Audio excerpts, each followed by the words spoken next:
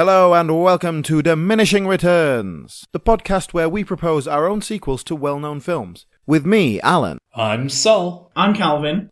If Hollywood was a fish, we'd be its gimpy fin, thrashing around enthusiastically, but not really achieving very much. Today we're going to be discussing and pitching our sequel, prequel and remake ideas to Finding Nemo, the 2003 film directed by Andrew Stanton. To refresh your memory on the plot, Finding Nemo is about a clownfish named Marlin who lives a happy life with his wife in the Great Barrier Reef when she is suddenly killed by a barracuda along with the couple's unborn children, all except one, who is named Nemo.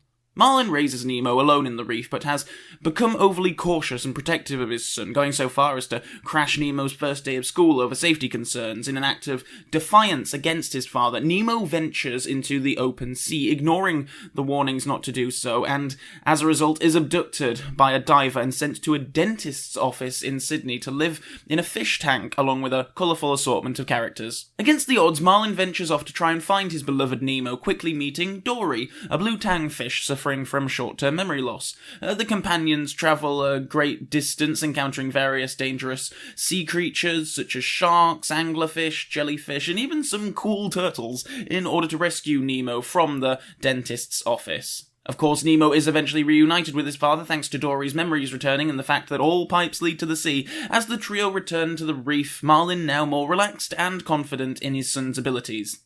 This episode contains spoilers for Monsters University, Up, Shark Tale, Inside Out, Jurassic World, Zootopia, Toy Story 2, and of course Finding Nemo. Do enjoy!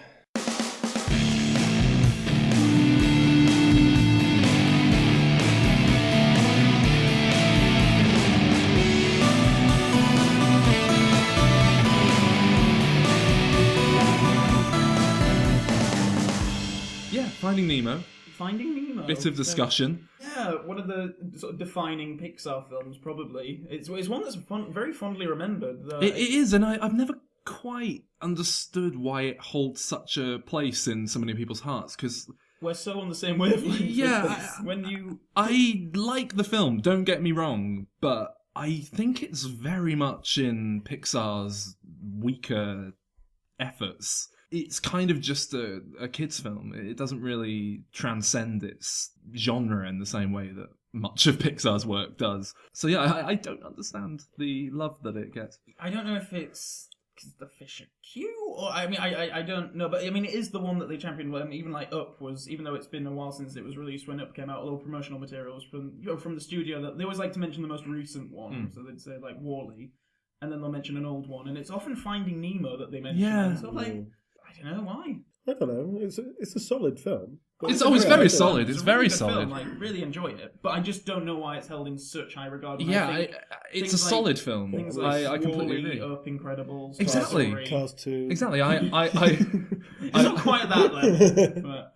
But I look at Toy Story and Monsters Inc. and The Incredibles as these masterpieces of their genre. As far as family animated fare goes, they are. I don't like The Incredibles. I really like The Incredibles. I watched it again. I watched it the first time. I thought, yeah, that's good. And I watched it again. It's so long ago, I can't really remember, but it really didn't sit right with me. It was just really mediocre.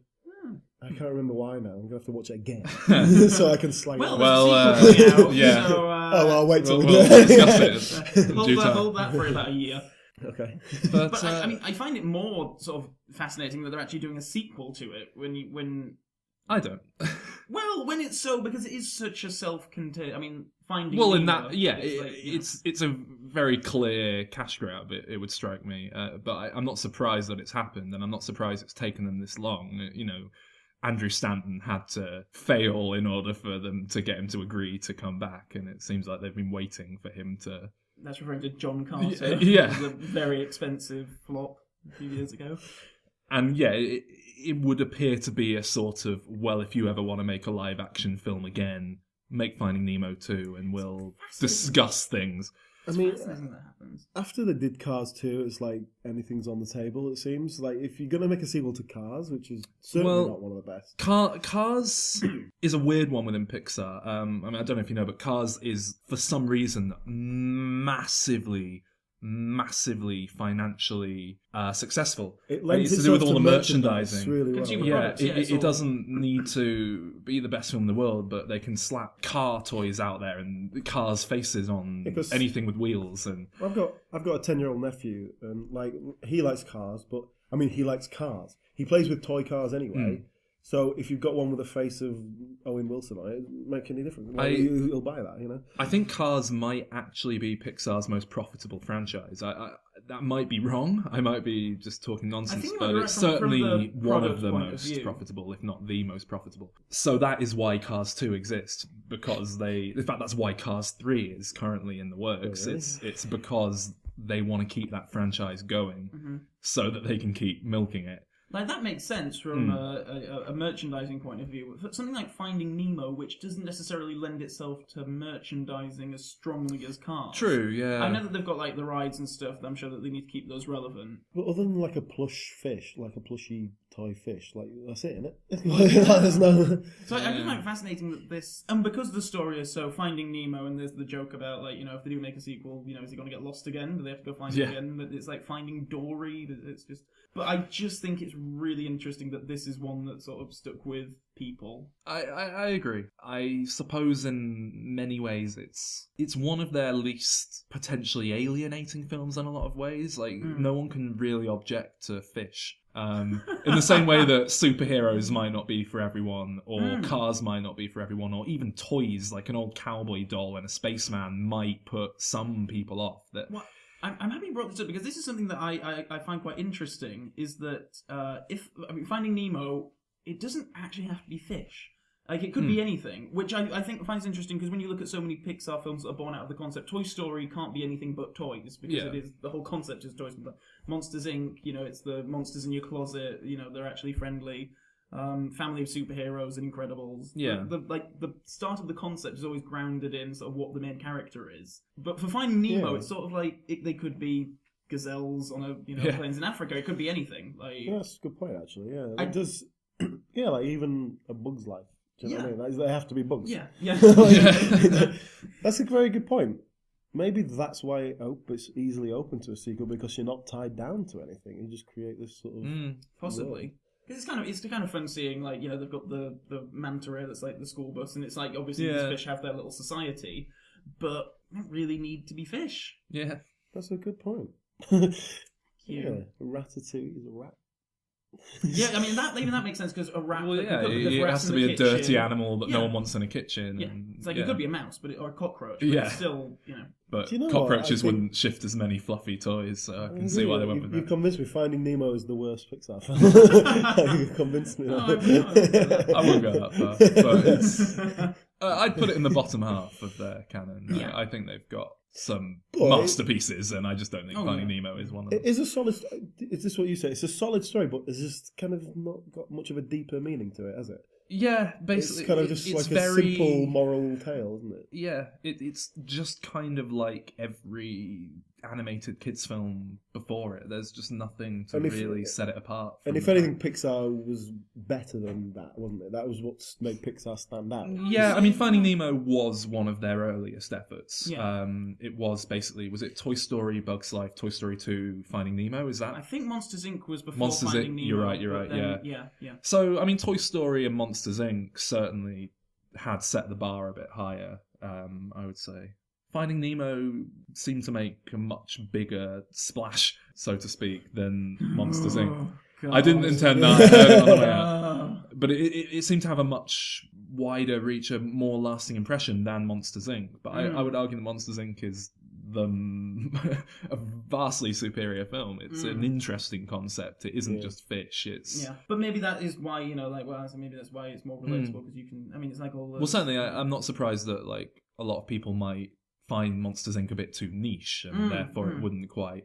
And Pixar have been getting increasingly more weird and niche as they've gone along. Up is a very out there concept. Oh, completely, and, like, unmarketable. Yeah, really. yeah, and To a mass audience. it's, you know, it's one of their best films, if you ask me. It's interesting how that sort of goes, and now that, you know, they're actually owned by Disney, they seem to be in this strange sort of alternate, well, we'll do something a bit experimental and then we'll do 2 sequels to a tried and tested formula, which is perhaps why we find ourselves here with Finding Dory.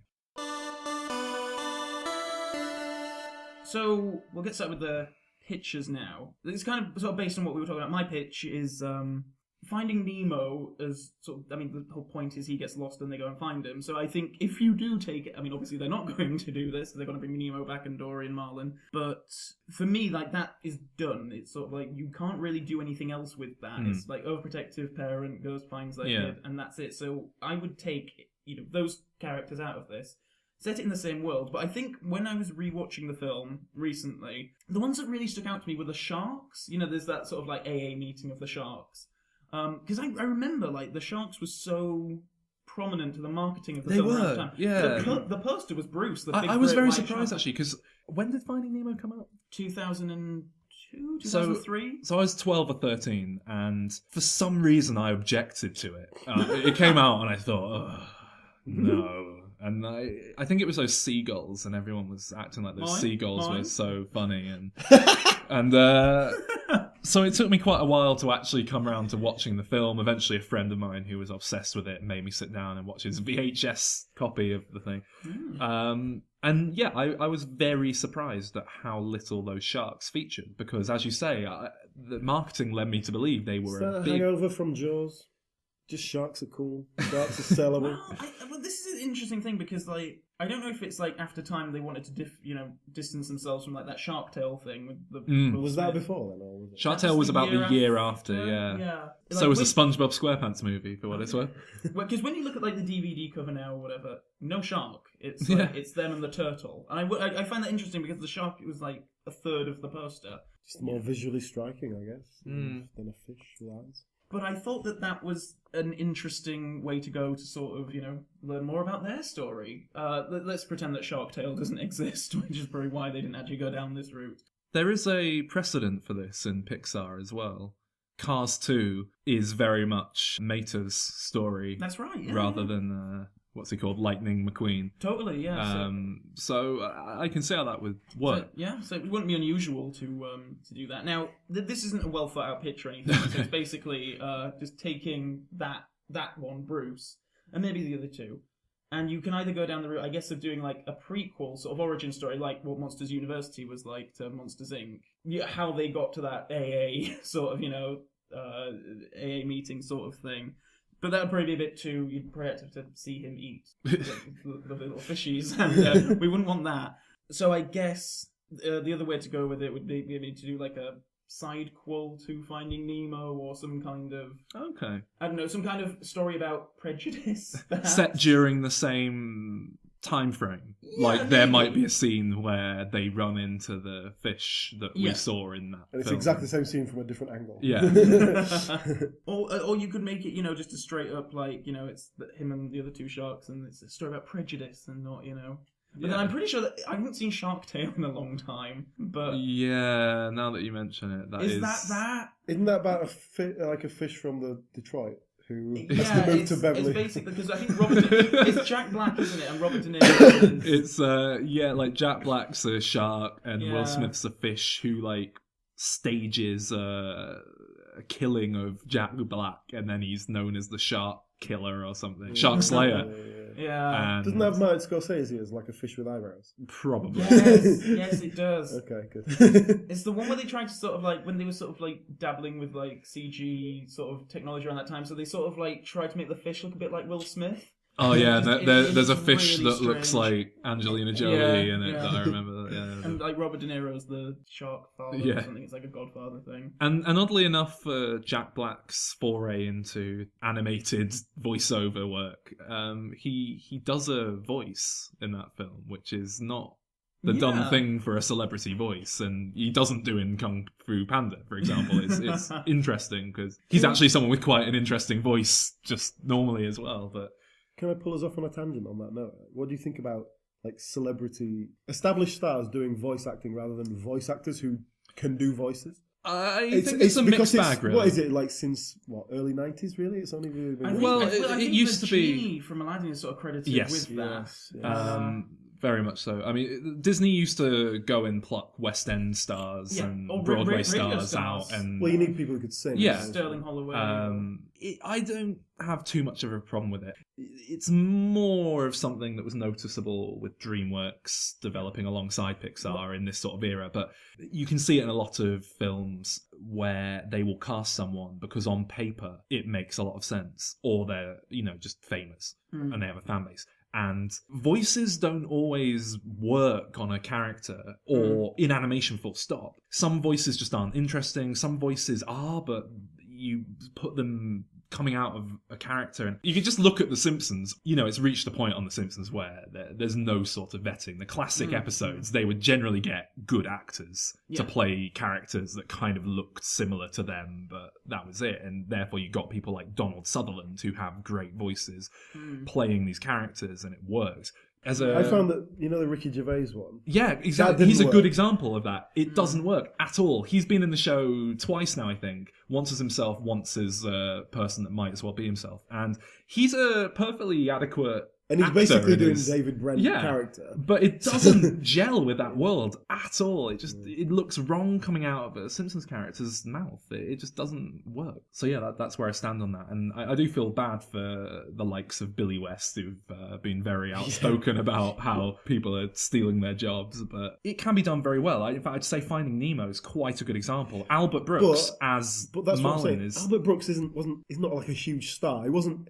Albert Brooks wasn't cast because. Oh yeah, that they was clearly draw cast an him audience. because they thought, They liked hey, him. he'd be good as that fish. Even Ellen DeGeneres, that's not going to draw people in in Yeah. the same way Jack Black may, or Angelina totally. Jolie. Yeah.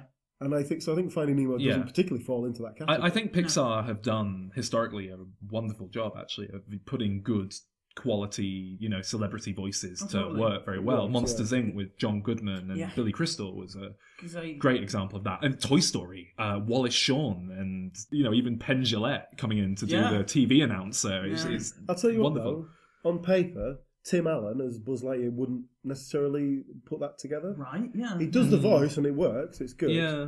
But I wouldn't say, oh yeah, Tim Allen, Tim the Toolman Taylor, he'll be good at doing a spaceman guy. Yeah, exactly. So I assume they made that work as the voice and go, yeah, that works. Oh, totally. Rather than just casting for whatever. I think Shark Tale is the one where that all sort of collapsed. Oh, yeah. Because that was the one where they just gratuitously go for that was Jack Black, Angelina Jolie, Will Smith. It was the follow-up to Shrek, and it worked in Shrek. Eddie Murphy as Donkey was wonderful. Yeah, that's perfect. Mike Myers finally found a use for his Scottish accent that he's been subjecting us to in every film since he started. I mean, even in that, Mike Myers is doing a character, not just doing Mike Myers' voice, which is, as his own voice, is pretty... It was actually... not outstanding, it's just a normal voice. So. Chris Farley was going to be Shrek, yeah, and then that didn't happen. I think he died. I'm not sure if that's why will they dropped put him. an end to your career, generally. Yeah. And then Mike Myers came along and did it in a fairly, Austin Powers-esque, I suppose, take, and halfway through was like, actually, this guy should be working class. He shouldn't have this accent, and demanded they re-record the entire film, and now he's Scottish. Well, that's what I mean. Mike Myers is at least a character actor, a comedy character. Well, yeah, actor, so he he's plays doing a character. He plays I think Mike 3 Myers, parts in that film. I think Yeah, he's I one of the think mice as well. And Mike Myers could be a voice actor. So Yeah. I think, although he was an established name, that worked. Whereas Cameron Diaz, she's doing Cameron Diaz's voice. You can notice it in Shrek 2 as well.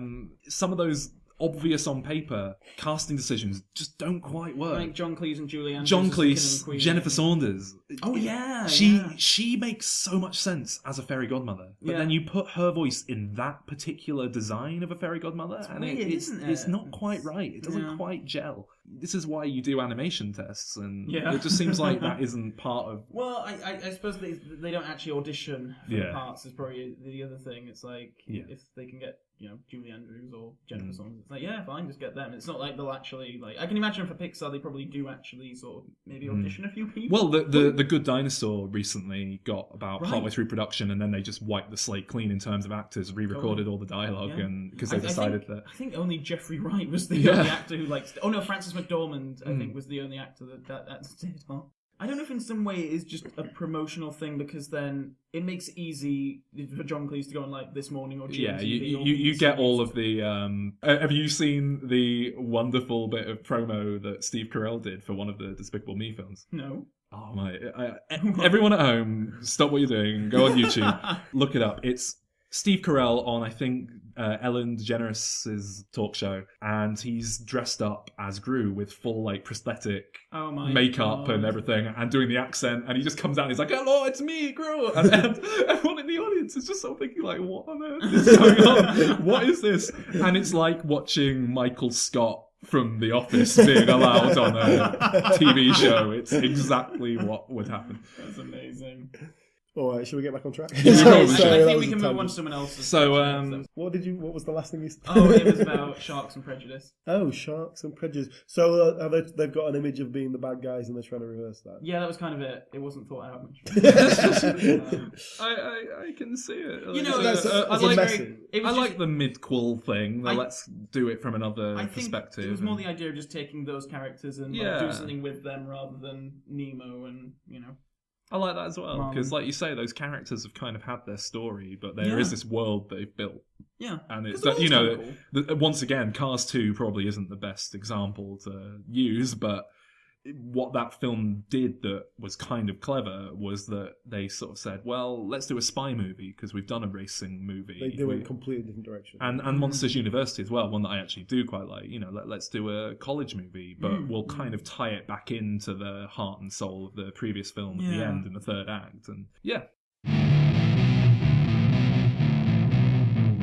So what's your pitch, Alan?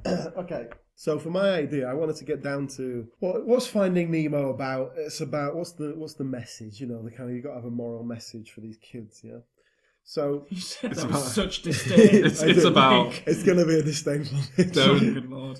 take your eyes off your child for even a second. It's not about that, though, is it at all? It's about take your eyes off your child because they'll have a great adventure. It's about get over your dead wife. Is it not? It's been a while since I watched No, it. it's about Well, it kind of yeah, no, you don't want to be sheltered and all that. But it's about family. It's about like the love of family. Move on. You've got living kids to worry about. Kid. But it's about believing in yourself and kind of Yeah. pushing yourself a little bit and having the overcoming fear, basically. Yes, okay. And so that's the kind of thing. But it's just so banal, isn't it? It's been done like, oh, believe in yourself, you can achieve anything. Right, okay. So I wanted to do the same kind of idea, but with a message that I could believe in, or a message that would mean something to me. So this has ended up being quite an adult Pixar film because the message I want to portray is one of midlife crisis, the loss of self in family responsibility. Wow. I mean, like you said, when you say it like that, it sounds like, you To know, be a very honest- adult concept. But at the same But time, this- Pixar do handle Well, very... I was going to say, like, I think you're probably putting this forth as something of a joke, but Kind of. but you know, Inside Out was a study in depression. Exactly. It's not outside the realm of Pixar's. Well, even like, you know, the Up, you know, when Yeah. Carl's like going through his wife's you know, Yeah. illness or whatever, and that's Yeah. kind of... Yeah. So I think Exactly. when you position it like that, But like, basically, where I'm coming from is I'm at an age now where it's like I'm expected to like get married, have kids, and all this thing. And I don't want any of that because for me that represents too much of a commitment. Like it ties me down to what I am now. It means I won't have any room to grow. Yeah. And so it's a great fear for me, and it's something I don't want to do. And but it's expected culturally. Yeah. And so that's kind of what I want to address.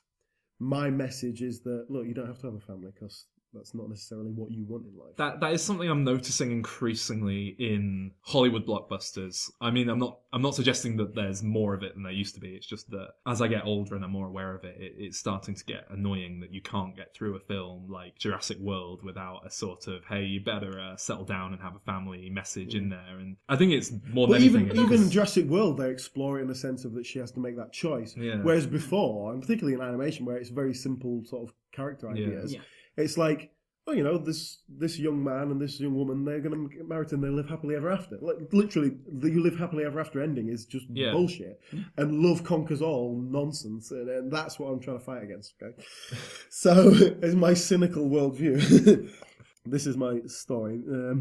Oh, the other thing was I wanted to make Nemo's sort of journey the principal character because I'm doing it about Nemo being grown up now. Okay. And how so old his he is now? principal Like, journey. equivalent in that. He's a father, basically. He's married. He's got Okay. kids. So Oh, he's okay. like that sort of age. So what is that in Fish? He's 6. I mean, I don't know. well, basically, I mean, my tagline is Nemo has a midlife crisis. That's what this Yeah, film okay. is about. Okay, so we first set up with Nemo is now he's grown up. He's got a wife and 400 kids or whatever they have. Marlin is like the grandfather of the family. He kind of maybe lives with them or next door or whatever. You know, he's still well. Dory's like the wacky neighbor. She's with one of the sharks, like in a relationship, whatever. So, you know, you got all the old characters back, but it's about Nemo. Did she ever get over her amnesia in the first film, or would you have a kind of 51st date that's scenario running? That's the basis of the concurrently? second film, isn't it?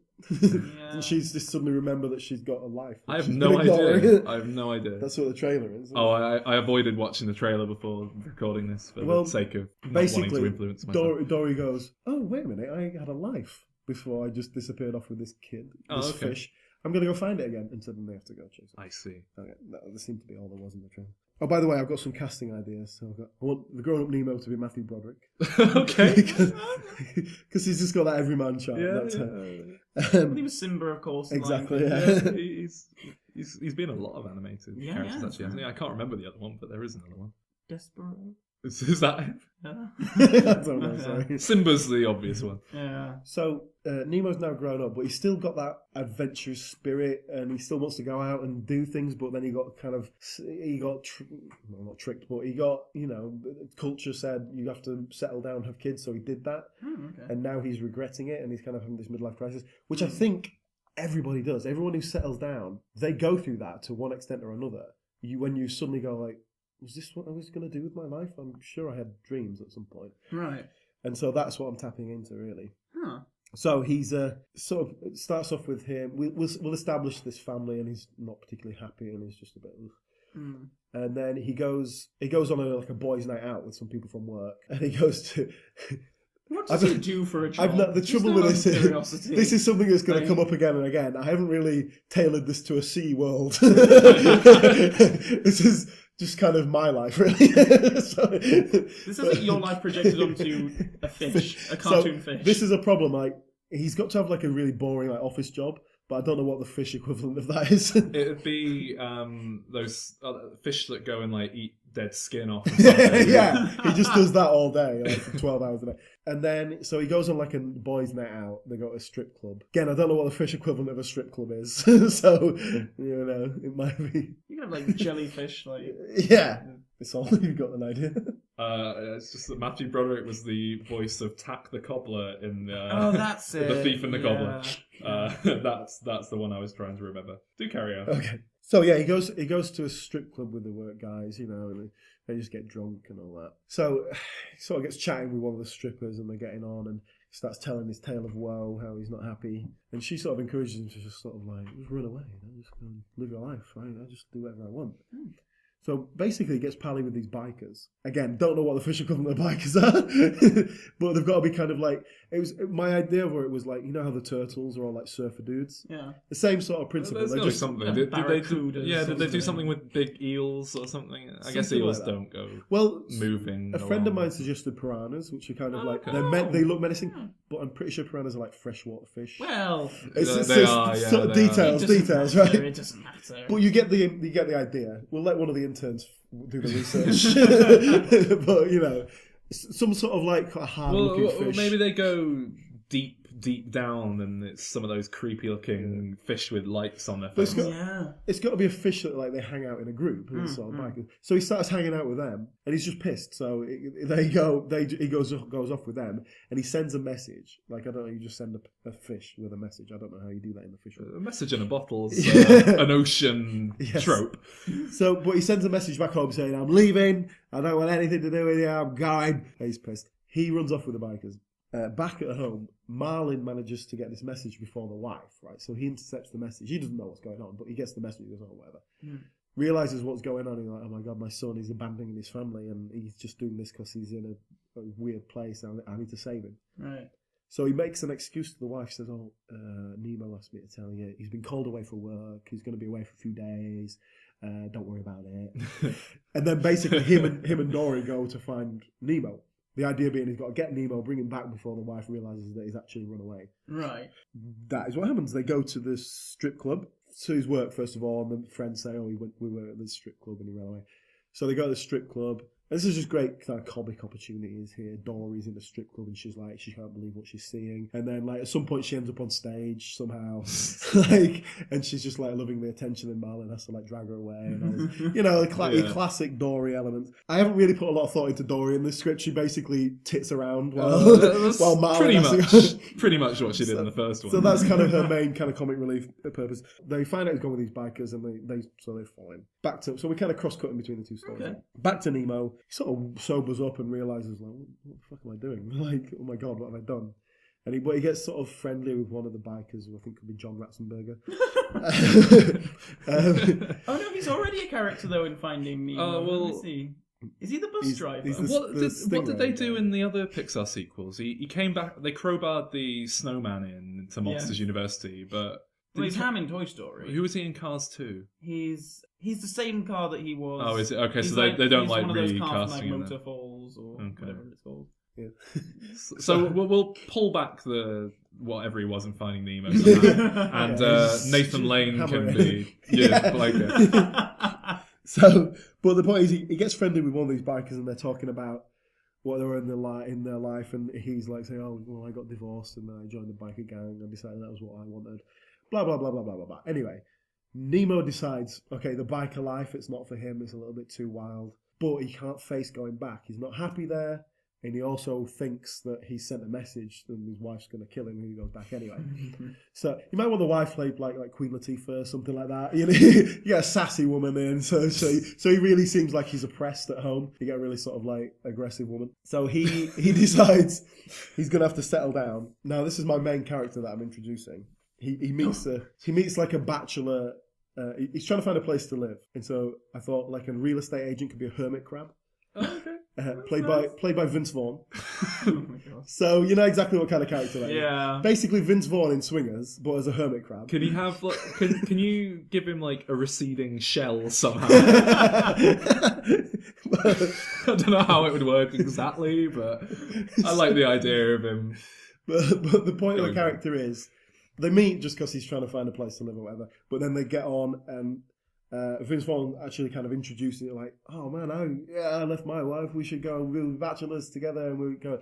And so then we get them. They're going out drinking. They're just having a kebab and like trying to hit on women and not getting anywhere. That kind of like they're just being like middle-aged men who've been divorced, like trying to get their life back together. So back to Marlin and Dory. They catch up with the bikers, and Marlin's like really like, "Oh, they're bikers. They're nasty guys." But then like. We get a little lesson here that he learns that they're quite good people and they do a lot of work for charity. They love their mums. Like the vegetarian sharks. Yeah, exactly. Yeah. So he got that. He hit all these beats, Dory, she just like wants to run off with him because she thinks bikers are cool, and then he has to sort of pull her back again.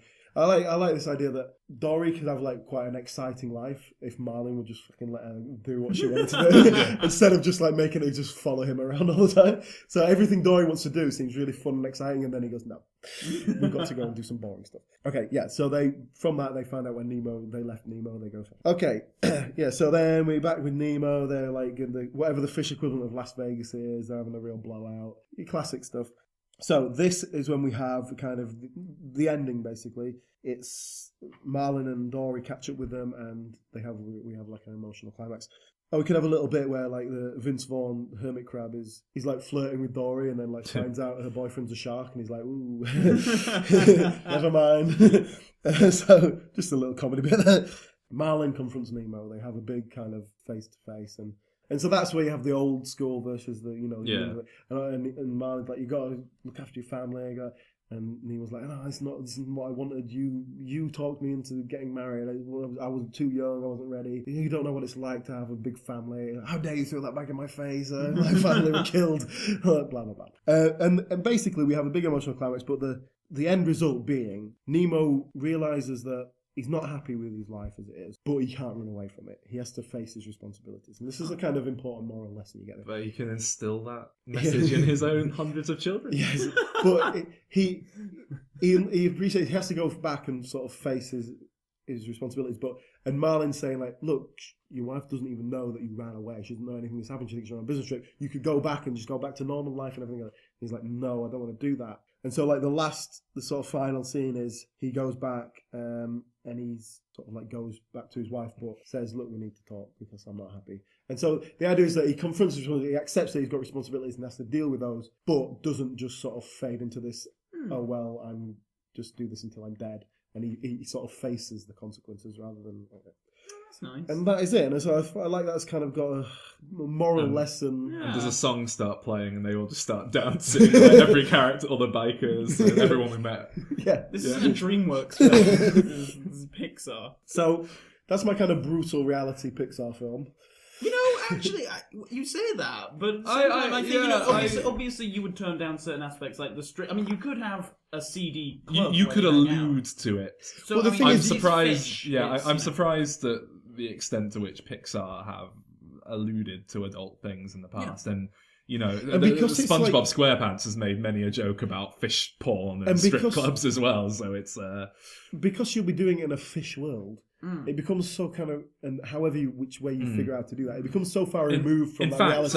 It only suggests it anyway. Zootopia, which is only just out at the time of recording, actually has a whole sequence with a nudist group, and they go and they're like, oh, I can't believe you're naked, but obviously they're animals, so it's like, we can watch it and it's not a problem, but they're still, you know, they're still making this joke of these, you know, animals stretching and their sort of crotches being thrust around, and it's play, you know, it's more than I would have expected from a Disney film, but it works, and it's a good film. So I think there's scope there, and I do think that a company like Pixar could pull something like that off to an extent. As Cameron said, it would have to be toned down in places. Well, the basic message there, I don't think you could really do that. I don't think you could do a message that rejects social norms like having a family. I don't know, not in a family friendly film. I think you could. You've got to have him feeling love at the end. It's like, at the end, he accepts his responsibilities, and all you have to do is play up that he does love his children, that he probably does, and you're fine. And he's just sick of his wife. Yeah, but, you know. Yeah, you get and all these people. Because how many people get divorced now? Like, a lot. There's so many people. You do love your kids, but you just can't. You don't want that life, and then because it's not natural to sort of stay with the same person for 40 years, it doesn't make any sense. So you have a kid, you raise it till it sort of can look after itself, and then you piss off. We're getting so far into your like really views. Yeah, I know. This is why I'm single. Ladies. I think we should move on. Okay. Can I have a word before we start? Yeah, I'll just rattle. Oh yeah. One more thing I want to... Yes? My title for my Finding Nemo idea. Nemo, find thyself. I'm very pleased with that. I like it. Calvin, do you have a name for your one? I didn't even have a plot for mine. Okay. It's called A Shark's Tale. My one's called Finding Nemo 2. Ooh, well, there's a reasoning, there's a thought process behind this. The way I see it, Finding Nemo's kind of like Toy Story, and then they were like, well, let's just make them all fish. Because it's the same exact, you know, one of them goes missing by mistake, and then they have to go out and get them, and then it's just a road trip, and it just kind of feels like they thought, well, Bug's Life didn't quite work, and I don't know, let's just go back to basics. And so with that in mind, taking the assumption that they use Toy Story as a sort of blueprint, I've used Toy Story 2 as the blueprint for this, hence Finding Nemo 2. Toy Story 2, of course, being a sequel that works very well. So with that in mind, Nemo prepares to go to fish camp with Marlin, but Marlin inadvertently nearly rips Nemo's little gammy fin off whilst playing with him. Marlin decides it's best to leave Nemo behind, so he and Dory put him on in a cave or something and go, I don't know. The next day, Nemo's spotted by a marine biologist who's excited to realise that Nemo is an incredibly rare and valuable subspecies of clownfish that has a stupid wonky fin. He kidnaps Nemo and takes him home to his flat. Dory and that turtle and the Australian shark are able to identify the biologist as Al McFishin, the owner of Al's fish boat. So they set out on a rescue mission. At Al's flat, Nemo meets a collection of other rare fish that are to be sold to an aquarium in Tokyo. These include Mary, another clownfish, Ahab, a seahorse, and Bubbly Pete, who's a pufferfish with a reputation for releasing stinky bubbles. They're very excited about the trip to Japan and are very upset to learn that Nemo wants to go home because the Fish Museum's only interested in the collection if it includes a clownfish with asymmetrical fins.